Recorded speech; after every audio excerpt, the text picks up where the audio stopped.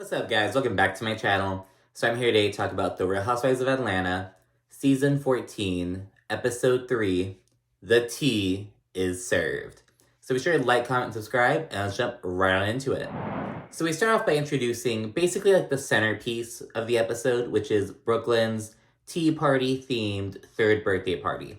So we start off with Kenya. She's like with her event planner, and it's the same one who planned Cynthia's engagement party from like 2 years ago.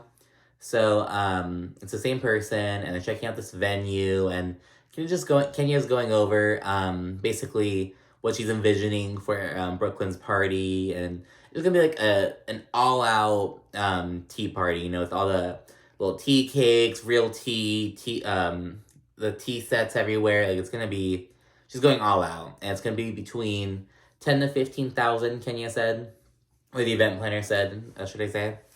And when I'm talking about the financials, Kenya goes in talking about Mark, her estranged husband. And she talks about how, like, she isn't really expecting him to contribute anything. She's like, it's all me, whatever. And she goes on to talk about how she's just waiting on him to sign the divorce papers at that point. She has full custody of Brooklyn, and there's, like, no limitations on... She said that Mark can basically see Brooklyn whenever, but only in Atlanta. Like, it's... there's no limitations within that. He pays child support. So she said the only thing really on the table is, like, spousal support. So she's already kind of clocking that he may be trying to basically leech off of her, which he is, because in real time, he's trying to get... I believe he's getting, like, wants to get his name on... basically on Moore Manor, on the house Kenya built from the ground up and did all on her own. So yeah, I cannot stand Mark Daly, but, Kenya, she's got this shit, and she's doing it all on her own, so more power to her. And then we segue over to Shereé, who's with a personal trainer right now, and she's waiting to meet up with Marlo. And just gonna, like, hang out for a bit. Shereé is seriously working out and stuff, but Marlo, she's just there to look cute, as she says. She doesn't really do shit. And they just go into talking a bit and just kind of catching up for a second. Marlo, again, she brings up about, like, asks Shereé for parenting advice, basically. And, like, oh, you raised a boy. Just the same old thing. Her just looking for advice. Shereé mentions our son, Cairo. He's working for, like, in the wardrobe department for Tyler Perry, essentially. Or, like, for a Tyler Perry production or something like that. So that's really cool to hear. And that's pretty much it with oh, and then we also find out that Marlo is taking acting lessons, and in her confessional she's like, check my IMDb, but she can't get it right. It's just like Larsa on Housewives of Miami when she couldn't get LGBTQ, or I think it was just LGBT. She couldn't get the order. I'm taking acting lessons because I am an actress, love. I just don't run my mouth about it like the other girls. Check my IBMD, darling, okay? IMDb. Check my IMBD, darling, and you will see why I'm huh? D. IB... D. D is in dog. ID? IMDb. I said IMDB. Oh. Shut up, haters. And then Marlo proceeds to tell Shereé about the whole thing about how Shereé and Drew basically share an assistant and how he's sharing Shereé's business, basically. And Shereé's like, oh, Kenya just told me this the other day. And apparently both Kenya and Marlo found out this information from Kandi, and Kandi directly found it from Drew. So Shereé is kind of like, why is Kandi telling everyone but me? And why is Drew... So basically she's kind of clocking Drew and Kandi. But she seems to be more kind of hyper-fixating on Kandi. She's like, well, why is Kandi telling you and Kenya, but not me? Why is she calling me up? Why is it Drew calling me up? So Shereé is getting all worked up already.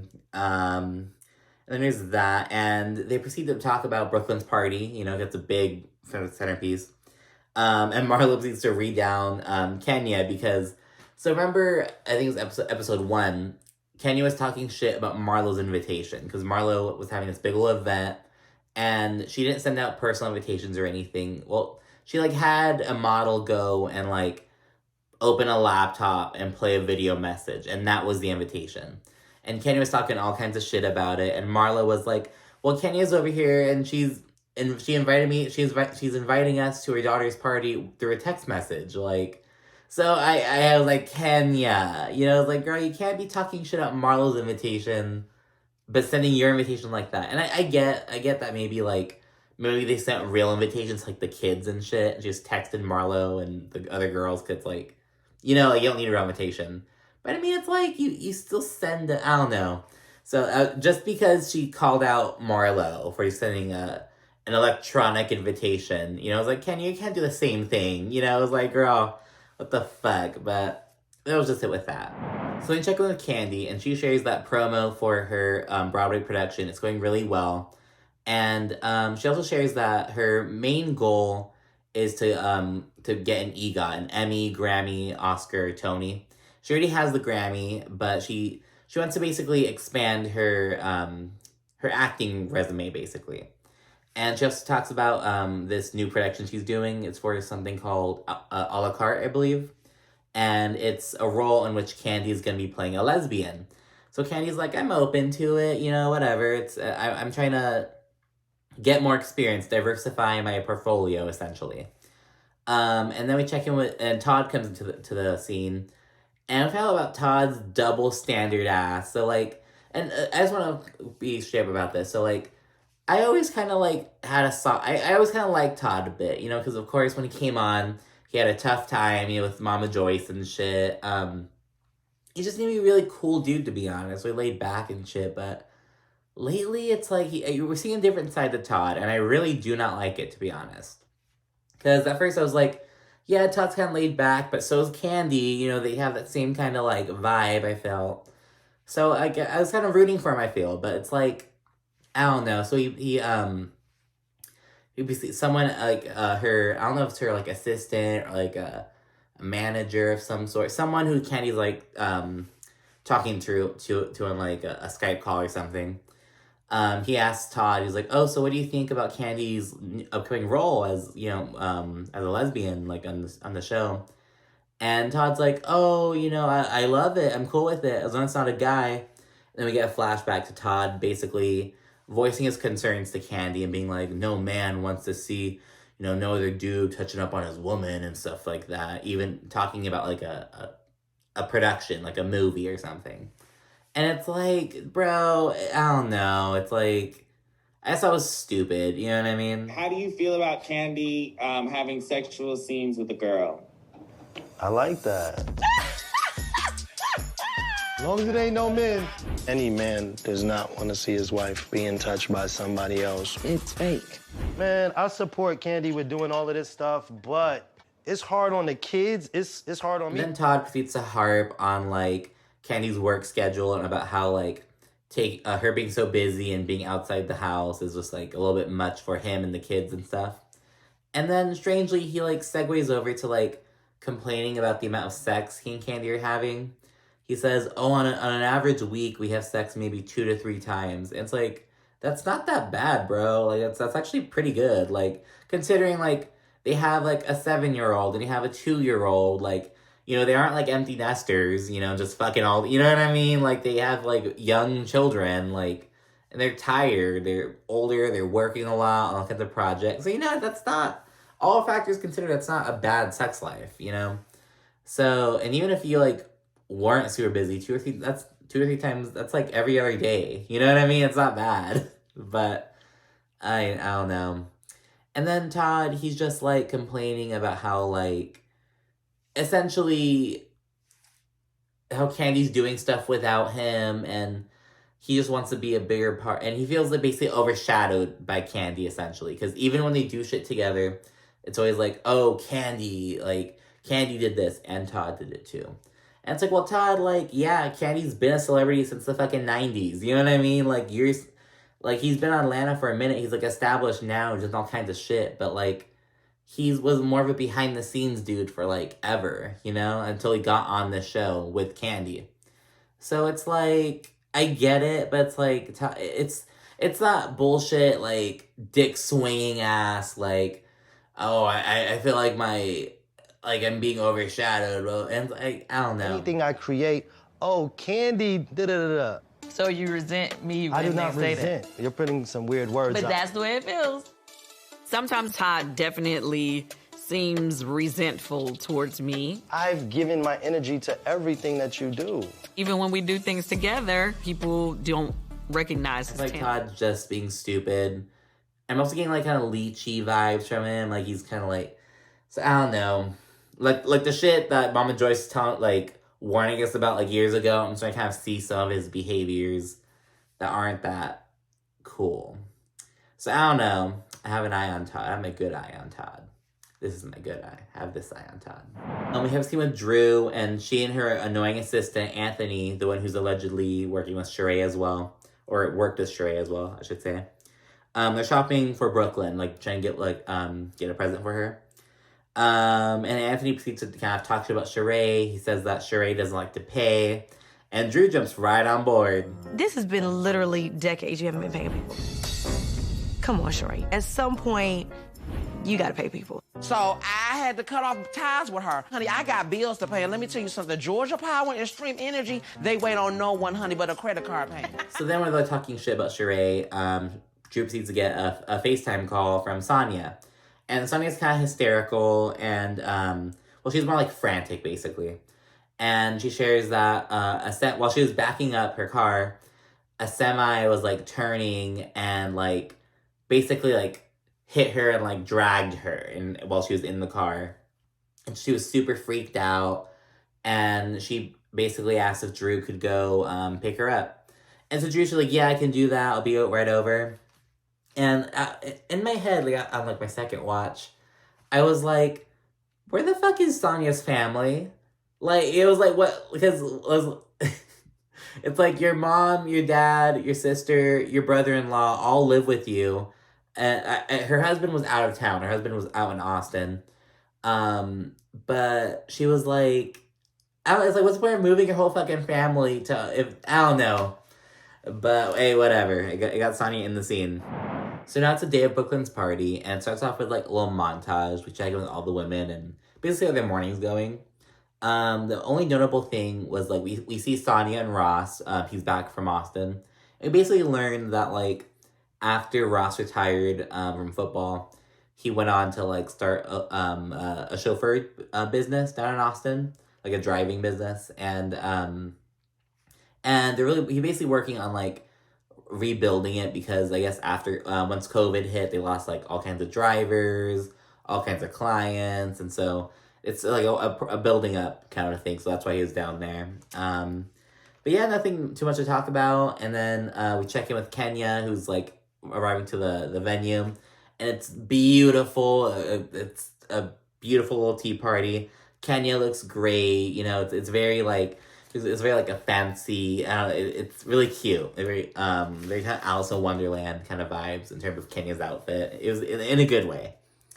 And then people, everyone's kind of late. People are like over an hour late. Shereé rolls in first, and she's like ready to confront Drew. She's like Kenya brings it up. She's like, "Oh, I bet you're ready to clear things up with Drew." And Shereé's like, "Oh, I am ready." So Shereé's on go. Kenya kind of asked Shereé to like basically hold it off for a little bit. She's like, okay, let's wait until we get some drinks and food, and basically have to like pop off right away, like to let some stuff sizzle.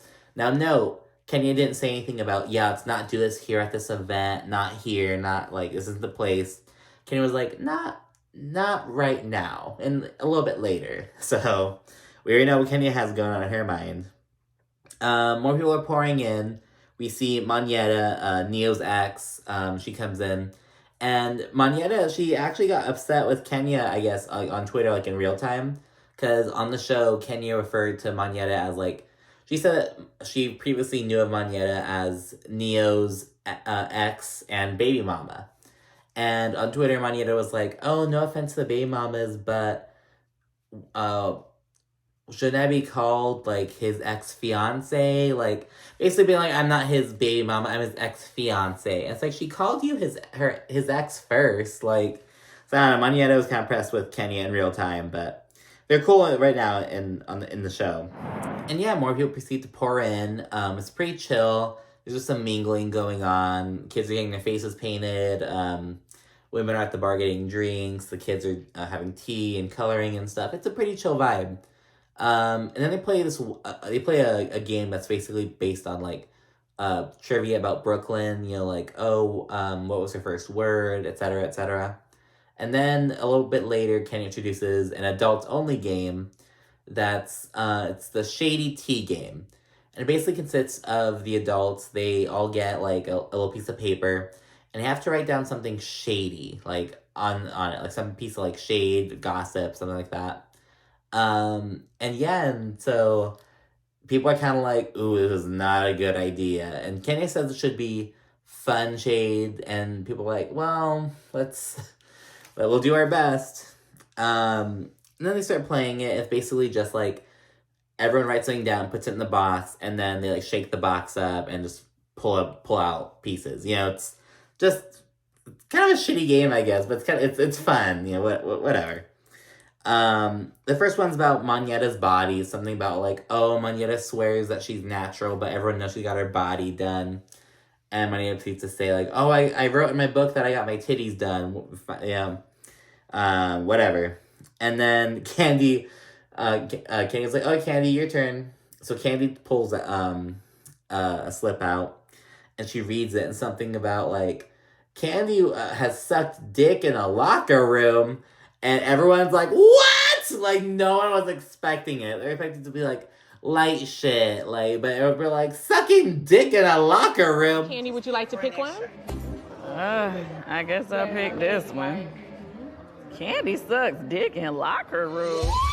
That's a lie. Nobody wrote that. Wait, what happened? Someone was getting sucked in a locker room? Who said that? Which one of y'all wrote this? Now, no one fessed up to writing that note, but it seems as though everyone on Twitter is like, it was Shereé. It had to have been Shereé. And that kind of seems to be who production is like setting it up for us to think, because we already know at this point that Shereé is kind of pissed at Kandi. And then earlier at the party, once they were like just introducing the Shady Tea game, there's one clip included that showed Shereé and her one friend. They were like, oh, I don't know what I'm gonna write. And she was like, I don't know what I'm gonna write either. And it's just this random little clip that was just thrown in, but it's kind of suggesting that like, oh, Shereé is the one who like concocted it. And it's just, yeah, I think it was Shereé as well. That's basically, everyone thinks it was Shereé, so it was Shereé. We're just gonna say I it. didn't write it, but I wouldn't be surprised if she sucked dick in the locker room. She sucked dick everywhere else. Like, why would she be so offended? The game continues, and Kenya and Marlo end up like just shit talking each other like in the middle of the game. It was kind of just a little random little snippet. Everyone's kind of over it. The game continues, a Shady Tea game, and someone pulls out a slip and it says something along the lines of, someone here doesn't like to pay their assistants. And everyone's kind of like, everyone knows it's about Shereé, and Drew straight takes responsibility for it. She's like, oh yeah, it's what I heard, blah, blah, blah. Shereé snaps back and Pizza go in and just kind of, they're just talking shit at each other from across the table. And Shereé at this point also shares with Kandi that, like, she's upset with her, basically. And then while Drew and Shereé are going at it, Shereé's friend, I forgot her name, but like, we've never seen her before. This one girl, she proceeds to chime in because Shereé and Drew, they're fighting about Anthony, the one assistant that they allegedly share, and who's basically talking shit about both of them. And Shereé's friend, she interjects and she's like, wait, is she talking about the one assistant who said that her husband's gay? And everyone's like, what? And Shereé is shooketh. She's like, oh, let's not talk about that. I want to hire him because he's talking about you and he said that your husband is gay and all of that, so...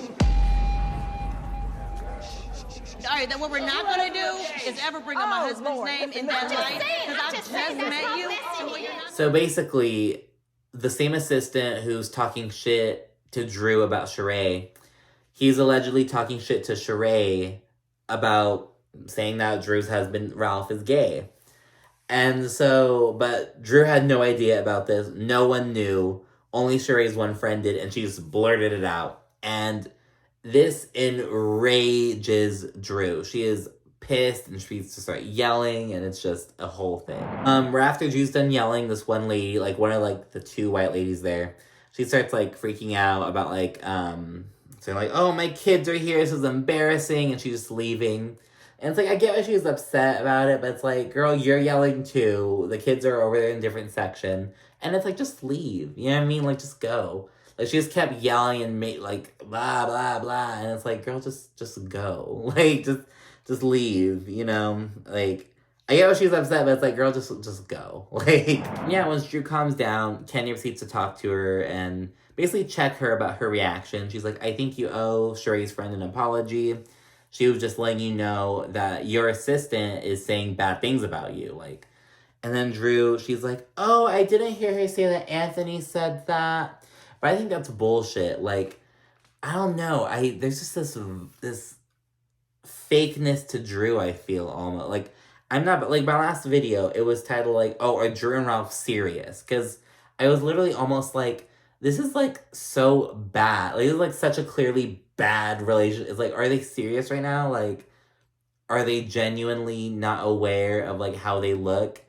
But it's like, so I feel like she has to be aware of that, you know, like, and I don't know. And going back to this, I feel like it's, I don't know. I feel like she just basically got upset that this lady was talking about Ralph. And she's like, oh, no, you don't talk about Ralph like that. But when they're like, oh, no, Anthony was saying that about Ralph. She was just like, oh, Anthony was saying that? Ugh, like she didn't seem angry about it, like, at that point anymore. Now, in New Jersey recently, the subject of, like, basically giving men a pass, but, like, being really upset at women for doing the exact same thing came up. And I really kind of get that vibe when it comes to, like, Drew in this situation. So, like, this lady, Drew thinks that this lady is calling Ralph gay, and she is so pressed, so angry, so, like, bam, ready to go. But when she finds out that her assistant, who's also, like, kind of her homie, that he was saying stuff about, she's like, oh, like she doesn't have that same anger, when you would think that she'd be more angry, because, like, she knows this guy, you know? So, I don't know, got weird vibes from that. I don't know, I'm not buying it with Drew, to be honest. It's making for good TV, so I'll give it that, but I don't know. Again, I'm on the Todd and I'm on the Drew. That's what I'm gonna say. Then I have a quick vibe shift. Kenya basically is like, okay, let's sing Happy Birthday to Brooklyn. Let's bring it back to what it's all about, her party. They sing to her, the party is over. Drew is upset with Shereé. She's really upset with Shereé because Shereé basically sitting on this information. Shereé was, in Drew's mind, Shereé was sitting on this information about Anthony talking shit about Ralph. And Shereé, she's not really bothered with Drew, but Shereé is very upset with Kandi. Because Shereé's like, Kandi, why are you going and telling everyone in the group about all this shit that Drew is talking, or like the situation, but you're not coming to me? And so that's kind of the dynamic. And Drew and Shereé eventually begin arguing. It's more Drew coming at Shereé, essentially. And while they're arguing, Drew, she's put her hand in like Shereé's face, on her general, like, in her zone, you know? And Shereé, she does the same thing. So Drew's like, oh, we'll have fun. And Shereé's like, we will. And it's just this whole thing. The ladies quickly are like, okay, it's gonna get bad quickly. And so they kind of get between them, break it up. And all the girls, they're all like telling Drew, like, girl, Shereé will fucking kill you. Like, have you seen her biceps? And Drew, she's just like, I was just talking with my hands. And they're like, that is gonna get your ass whooped. You don't put your hands in anyone's face, especially Shereé's, you know? Because Shereé's buff as shit. Like, so it was, the last, like, 10 minutes, it was so much happened. But it was a pretty good episode. A lot of it, it was like, fair, because it was ultimately centered on Brooklyn's, birthday party. There's enough drama, enough stuff going on to where it didn't feel like, it felt like a good episode through and through, you know? So, yeah, that's it for this week. So be sure to like, comment, subscribe, and I'll see you again soon. Bye.